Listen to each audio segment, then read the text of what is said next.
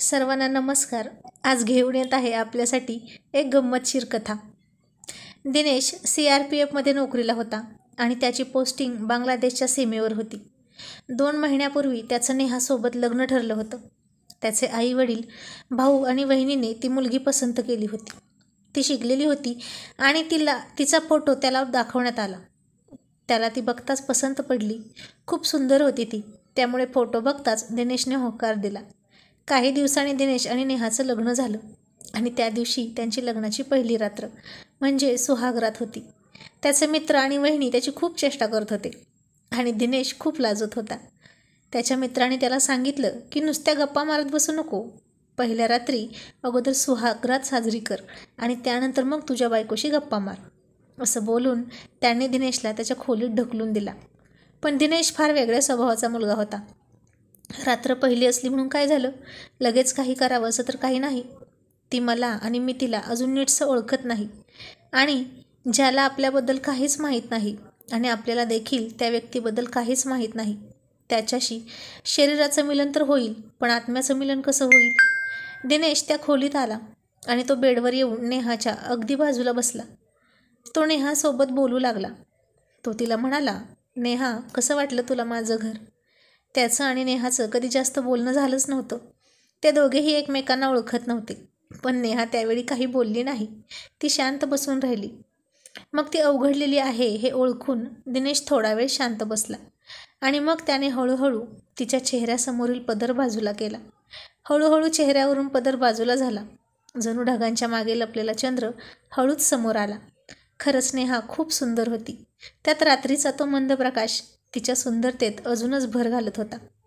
त्याने हळूच नेहाच्या गालाचं चुंबन घेतलं आणि ती शहारली. तो तिच्याशी बोलू लागला. तिला खुलवण्यासाठी इकडच्या तिकडच्या गप्पा, तर काही तिच्याबद्दल तर काही त्याच्या कामाबद्दल गप्पा मारू लागला. त्यानंतर तो गप्पा मारत मारतच तिला घेऊन तसाच झोपला. नेहा मात्र वाट बघत होती की तो पुढचं काही कधी करतो. आता नेहासुद्धा त्याच्याशी थोड्या वेळाने मोकळेपणाने गप्पा मारू लागली. ती आता बरीच ओळखायला लागली होती त्याला, असं तिला वाटू लागलं. त्याच्या गप्पांनी ती खुलली होती. पण मग कधी तो बोलायचा तर कधी ती बोलायची. मध्येच दोघे बोलता बोलता हसायचे, स्पर्श करायचे. सगळी रात्र अशीच गप्पा मारण्यात आणि हसण्यात निघून गेली. त्या दोघांना कधी झोप लागली समजलंच नाही. दुसऱ्या दिवशी सकाळी जाग आली आणि दिनेशने घड्याळात बघितलं तर 8 वाजले होते. इतक्यात दिनेशच्या थोरल्या वहिनीने आवाज दिला, काय जाऊ बाई, झालं का नाही अजून झोपून? आता तरी बाहेर या. अगं, रात्र झाली की परत तुझ्या नवऱ्याच्या कुशीत जा, असं म्हणत ती हळूच हसत किचनमध्ये निघून गेली. नेहा घाई गडबडीत कशी तरी उठली आणि बाहेर जाऊ लागली आणि दिनेश मात्र तसाच अंगावर पांघरून घेऊन झोपला. त्यानंतर मग तो उठला आणि त्याने त्याचं आवरून घेतलं. तो बाहेर जायला निघाला. त्याचे मित्र सारखे त्याला फोन करत होते, त्यामुळे तो त्यांना भेटायला गेला. तिथे गेल्यावर त्याची चेष्टा करू लागले सगळे. त्यातला एक जण म्हणाला, यार सांग ना, रात्री काय काय केलं? आणि दिनेश हसून प्रश्न टाळत होता आणि म्हणाला, जाऊ दे ना यार, तुझं लग्न झालं की सगळं समजेल तुला. मग असंच इकडे तिकडे फिरत फिरत त्याचा अख्खा दिवस गेला. मग पुन्हा रात्र झाली आणि त्या रात्री देखील दिनेश आणि नेहा त्यांच्या खोलीत गप्पाच मारत बसले. दिनेशला कसलीच घाई नव्हती. बराच वेळ ते दोघे एकमेकांशी गप्पा मारत होते. आज तरी दिनेश पुढाकार घेऊन काहीतरी करेल असं तिला वाटलं होतं. त्यानंतर मग दिनेशने नेहाच्या रेशमी केसात हात घातला आणि तिचे केस कुरवाळत तो तिच्या मांडीवर तसाच झोपला. तो तिच्या गालाचं चुंबन घेत होता. तो तिच्या कानाला हळूच चावत होता, मानेवर किस करत होता आणि नेहा शहारून लाजत कधी त्याला मागे ढकलत होती तर कधी त्याला जवळ ओढत होती आणि दोघेही संपूर्ण रात्र असंच एकमेकांसोबत खेळत राहिले. ती रात्र देखील अशीच संपली. त्या रात्री देखील त्या दोघांची सुहागरात अपूर्णच राहून गेली. दुसऱ्या दिवशी सकाळी पुन्हा वहिनीचा आवाज आला, जाऊबाई उठा, तुझे वडील तुला न्यायला आले आहेत, असं म्हणत ती निघून गेली. हे ऐकून नेहाने दिनेशला हाक मारली आणि उठत म्हणाली, अहो उठा, माझे पप्पा आलेत मला न्यायला, तुम्ही पण चला आणि पप्पांना भेटून घ्या. मग दिनेशही त्याचं आवरून उठला आणि त्याने तिच्या पप्पांना नमस्कार केला. मग नेहा तिची बॅग भरून पप्पांसोबत तिच्या घरी गेली आणि दिनेश त्याच्या पोस्टिंगवर गेला आणि नेहा घरी गेल्या गेल्या बॅग आपटून तोंड फुगवून बसली. मग नेहाची वहिनी तिच्याजवळ आली आणि तिचे गाल ओढत म्हणाली, काय झालं? खूप थकली आहेस का? जावई बापूंनी 2 रात्री झोपून दिलंच नाही का? का त्यांची आठवण येते खूप म्हणून सगळ्या घरातल्यांना सोडून एकटीच बसली आहेस? नेहा मात्र काहीच बोलत नव्हती. तिच्या वहिनींना काही केलं समजत नव्हतं. मग तिनं जास्त खोदून खोदून विचारलं, काय झालं नंदूबाई? आल्या आल्या तुम्ही एवढ्या नाराज का आहात? नेहा रागात म्हणाली, वहिनी, मम्मी पप्पांनी लग्नाच्या आधी मुलाबद्दल काही माहिती काढली नव्हती का? तिच्या वहिनीनं विचारलं, का? असं काय झालं? मग नेहा रडक्या आवाजात म्हणाली, वहिनी, अहो तो तर नपुंसक आहे, मर्दच नाही. वहिनीने आश्चर्याने मोठे डोळे केले आणि म्हणाली, नपुंसक? हे कसं शक्य आहे? तू हे काय बोलत आहेस? त्यानंतर मग नेहाने तिच्या पहिल्या रात्रीची सगळी कहाणी तिच्या वहिनीला सांगितली आणि 2 रात्री दिनेशने त्याचा खरा चेहरा लपवण्यासाठी कसं गप्प मारण्यात आणि फक्त किसिंग करण्यात घालवले हे सगळं सांगितलं आणि रडून म्हणाली, मला फसवलं आहे, मी आता परत तिकडे जाणार नाही.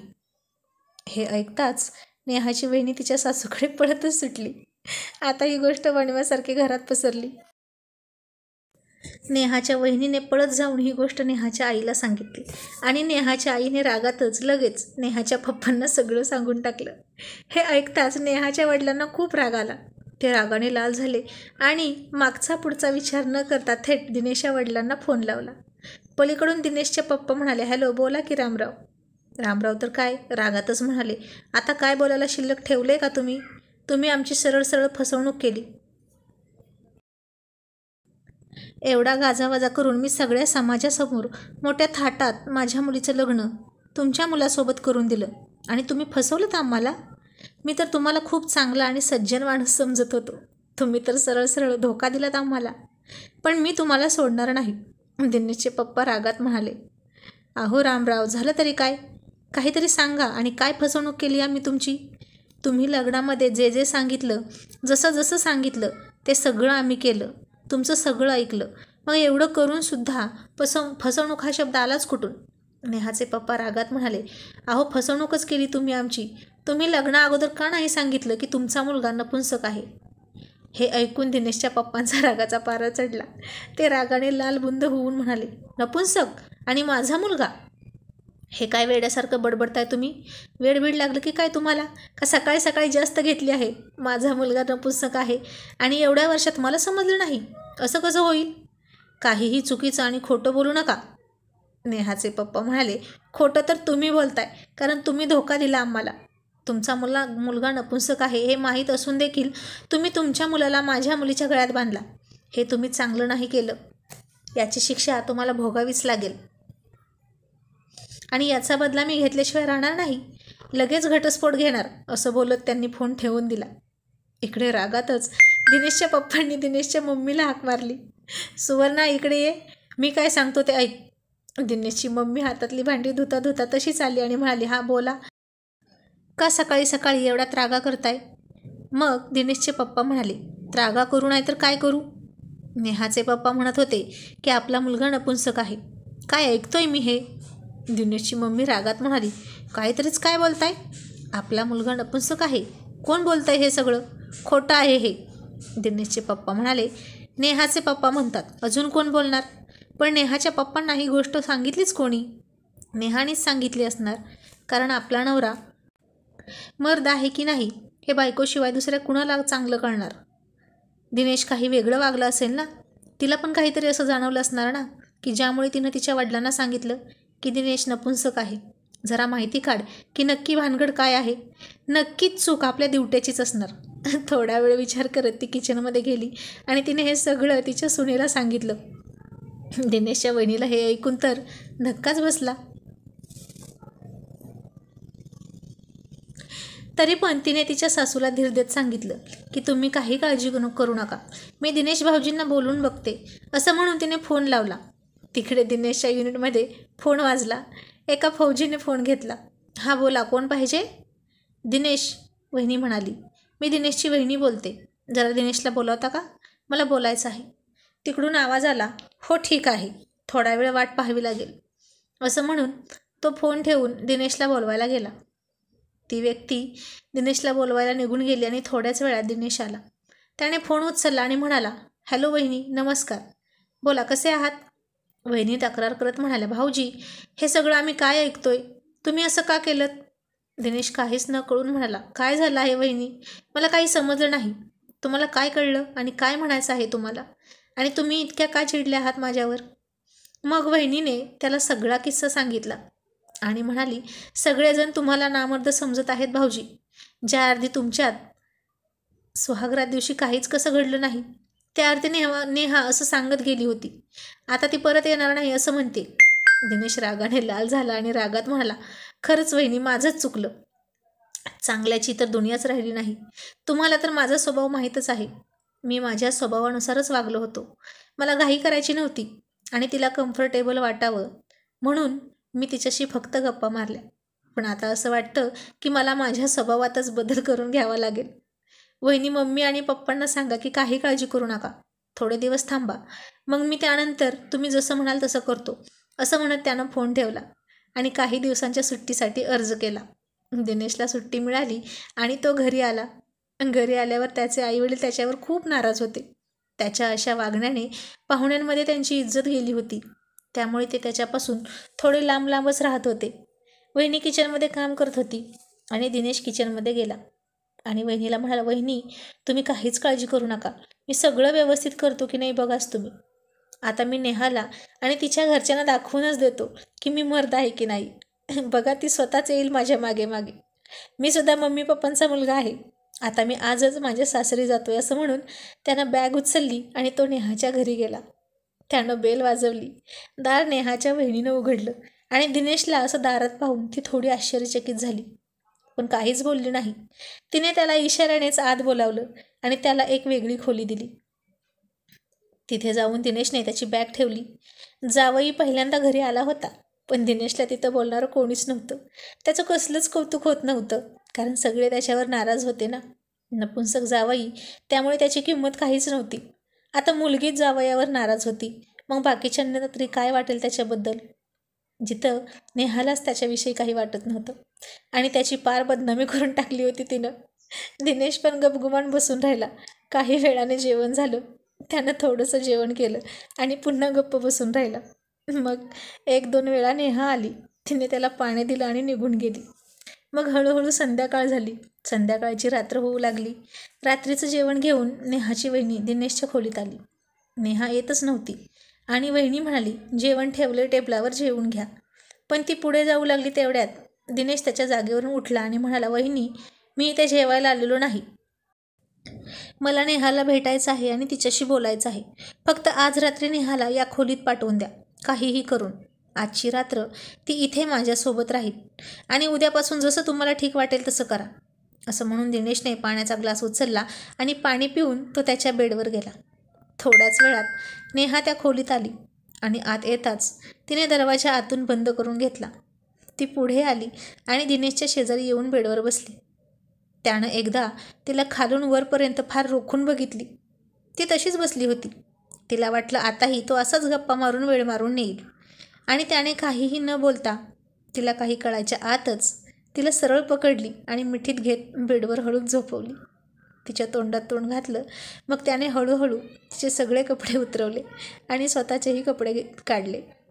ती काही बोलणार इतक्यात त्याने तिला अडवली आणि म्हणाला, आता अजिबात बोलू नकोस. मग त्यानं त्याचे ओठ नेहांच्या ओठावर ठेवून तिचं रसपान करू लागला. हळूहळू त्यांचं प्रेम पुढे सरकू लागलं. हळूहळू सगळ्या सीमा तुटू लागल्या आणि दिनेश नेहासोबत प्रणय क्रीडा करू लागला. आता त्याची गती वाढली. त्याबरोबर नेहाच्या ओरडण्याचा आवाज देखील येऊ लागला. पण दिनेश तिला न जुमानता त्याची गती वाढवत होता. रात्र जशी जशी पुढे सरकत होती तशी तशी दिनेश त्याची गती वाढवत होता. ती त्याला सांगत होती की जरा हळू, पण नेहाचं तो काही ऐकतच नव्हता आणि अख्खी रात्र सरली. रात्रभर नेहा ओरडत होती. रात्रभर दिनेशने तिच्यासोबत 3 वेळा प्रणय केला होता. त्यानं तिला संपूर्णपणे निथळून काढली. दिनेशने नेहाला जाणीव करून दिली की खराखुरा मर्द कसा असतो.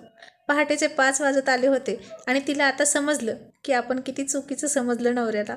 मग तो तिला म्हणाला, आता कळलं ना तुला? का अजून देखील तुझ्या मनात माझ्या मर्दानगीवर जरा देखील संशय असेल तर घरी ये आपल्या. मी पण निवांत सुट्टी घेऊन आलो आहे. माझे मित्र अगदी बरोबर बोलत होते. सुहागरात्रीला सुहागरातच साजरी करायला पाहिजे होती. उगाच तुझ्यासोबत गप्पा मारत बसलो आणि मी सभ्यपणे तुझ्याशी वागत बसलो, तुला कम्फर्टेबल वाटावं म्हणून. पण माझी चूक झाली. पण आता ही चूक पुन्हा नाही होणार. आणि ती खूप लाजत होती आणि म्हणाली, चुकलं माझं, पण तुम्ही काहीच केलं नाही. आणि मग मला वाटलं, आणि ती पुढं काहीच बोलेना, हसायला लागली. तुला काही करायची इच्छा होती तर मला सांगायचं. गावभर मोंबा मारायची काय गरज होती का तुला? मी राहिलो असतो अजून तुझ्यासाठी. म्हणे घरी येणार नाही परत, म्हणून तुझ्या मम्मी पप्पांना आणि तुला दाखवायला आलो होतो की मी नक्की कोण आहे. आता जा आणि सगळ्यांना सांग की माझा नवरा खरंच मर्द आहे. असं बोलून तो बाथरूममध्ये निघून गेला आणि ती खूप लाजून हसायला लागली. सकाळ झाली. नेहा खूप आनंदात होती. झोप कसलीच लागू दिली नव्हती त्यानं तिला. तरीही चेहरा खुलला होता तिचा. ती खूपच आनंदात होती. ती खुशीतच धावतच तिच्या वहिनीजवळ गेली आणि तिच्या गळ्यात पडून तिला रात्रीची सगळी कहाणी ऐकवली. तिनं सांगितलं, वहिनी माझं चुकलं. आणि मग वहिनीनेही ही गोष्ट तिच्या सासूला सांगितली. खरंच की काय, असं आनंदानं म्हणून आईसुद्धा आनंदाने ओरडली. तिला फार आनंद झाला होता की आपला जावई नपुंसक नाही. मग तिची सासू पळतच रामरावांकडे गेली. रामरावांनाही हे ऐकून फार आनंद झाला की आपला जावई नामर्द नाही. एका छोट्याशा गैरसमजामुळं एवढं सगळं रामायण घडलं होतं. मग रामराव म्हणाले की मी दिनेशच्या वडिलांना उगाच बोललो, मला त्यांची माफी मागितली पाहिजे. माझा जावई खरंच नपुंसक नाही, तो मर्द आहे. आणि मग आता काल त्याला कुणीही न विचारणारे आज दिनेशच्या सगळे मागे पुढे करत होते. सगळे त्याला काय हवं नको ते विचारत होते. जावयाचा मान वाढला होता. आणि मग दिनेश त्याची बॅग भरू लागला आणि म्हणाला, मी निघतो. आणि तिची वहिनी म्हणाली, कुठे निघाला, जेवण तर करा. आणि दिनेश म्हणाला, नाही, आता मी माझ्या घरी जाणार आहे. आणि तिची इच्छा असेल तर तिला पाठवा, नाहीतर घ्या ठेवून. तुम्हाला जे करायचं ते करा. आता अख्खं घर आनंदात होतं. आणि आता नेहासुद्धा तिची बॅग भरत होती. तिची वहिनी म्हणाली, नंदूबाई कुठे निघाला तुम्ही? तुम्ही जाणार नव्हता ना? आणि तुम्ही थांबताय ना? पप्पा सोडतील तुम्हाला. आणि नेहा म्हणाली, आता अजिबात नाही थांबणार वहिनी. तोपर्यंत दिनेश गाडीत बसलासुद्धा. आणि नेहा साडी सावरत आणि बॅग घेऊन पळतच गाडीत जाऊन त्याच्या शेजारी बसली. आणि दिनेशने हसतच गाडी स्टार्ट केली. कथा आवडल्यास एक लाईक जरूर करा.